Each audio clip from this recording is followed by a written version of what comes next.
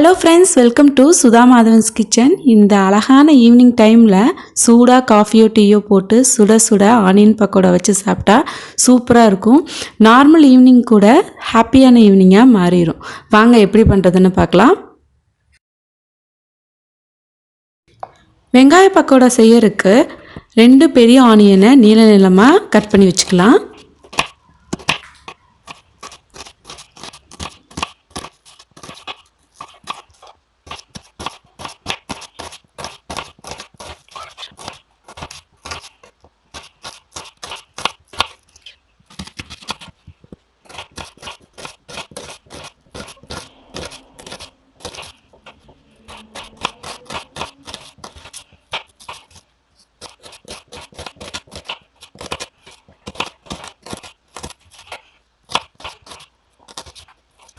ரெண்டு பச்சை மிளகாய் சின்ன சின்னதாக கட் பண்ணிக்கலாம். ஒரு சின்ன துண்டு இஞ்சி பொடி பொடியாக கட் பண்ணிக்கலாம்.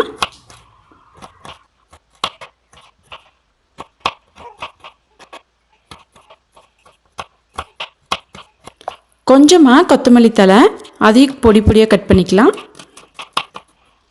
வெங்காய பக்கோடாக்கு எல்லாமே ரெடியாக இருக்குது. இனி நம்ம மாவு ரெடி பண்ணிடலாம். ஒரு மிக்சிங் பவுலில் நம்ம நீள நீளமாக கட் பண்ணி வச்சுருக்கிற ஆனியன் ஆட் பண்ணிக்கலாம். ஆனியன் நல்லா ஸ்ப்ளிட் பண்ணி வச்சுக்கலாம். தேவையான அளவு உப்பு ஆட் பண்ணிக்கலாம். நல்லா மிக்ஸ் பண்ணிக்கணும்.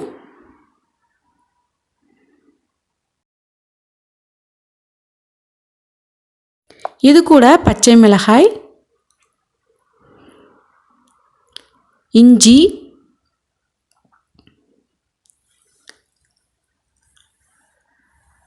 ½ டீஸ்பூன் சோம்பு, 1 டீஸ்பூன் மிளகாய்த்தூள், ½ டீஸ்பூன் கரம் மசாலா தூள், ½ டீஸ்பூன் மல்லித்தூள், 1/4 டீஸ்பூன் மஞ்சத்தூள், கடைசியாக நம்ம பொடி பொடியாக கட் பண்ணி வச்சுருக்கிற மல்லி இலை சேர்த்து நல்லா மிக்ஸ் பண்ணிக்கலாம்.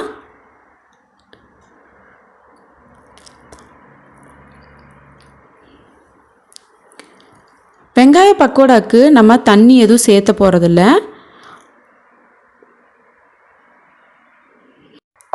ஏன்னா நம்ம ஆனியன் கூட உப்பு சேர்த்து கலக்கும் போதே ஆனியன்லேருந்து கொஞ்சம் தண்ணி ரிலீஸ் ஆகும்.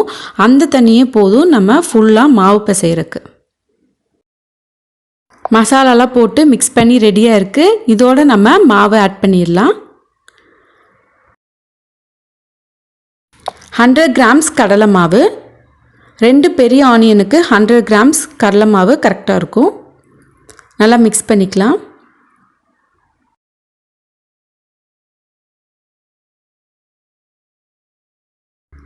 $50 கிராம்ஸ் அரிசி மாவு நல்லா மிக்ஸ் பண்ணி விட்டுக்கலாம். 2 ஆனியனுக்கு 100 கிராம்ஸ் கடலை மாவும் 50 கிராம்ஸ் அரிசி மாவும் கரெக்டாக இருக்கும். இப்போ நீங்கள் 4 ஆனியன் எடுக்கிற மாதிரி இருந்துச்சுன்னா இதவே டபுளாக இன்க்ரீஸ் பண்ணிக்கோங்க.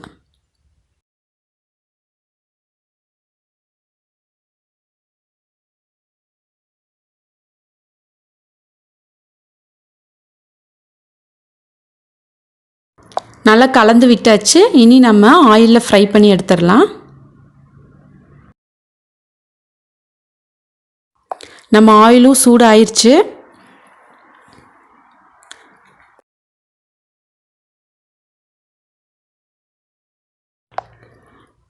வெங்காய பக்கோடாக்கு ஆனியன் இந்த மாதிரி நல்லா ஸ்ப்ரெட் பண்ணி ஆட் பண்ணிக்கோங்க.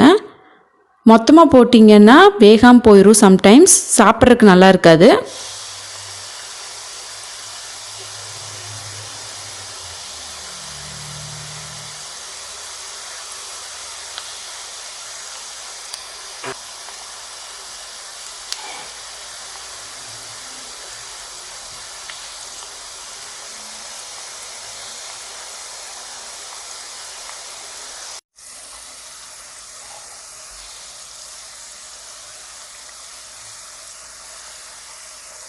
வெங்காய பக்கோடாவில் வெங்காயம் இந்த மாதிரி நல்லா வெளியே தெரியணும். அப்போ தான் அது ஆயில் நல்லா ஃப்ரை ஆகி கிறிஸ்பியாக இருக்கும். உள்ள மாவு நல்லா சாஃப்டாக இருக்கும்.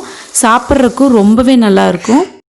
நல்ல கோல்டன் ப்ரௌனில் நம்மளோட வெங்காய பக்கோடா ரெடி ஆயிடுச்சு. இனி வெளியே எடுத்துடலாம். மொறுமொறுப்பான சுவையான வெங்காய பக்கோடா ரெடி ஆயிடுச்சு. கையோட சூடாக டீயும் போட்டுடலாம். சூடாக டீ கூட சுட சுட இந்த வெங்காய பக்கோடா வச்சு சாப்பிட்டா சூப்பராக இருக்கும்.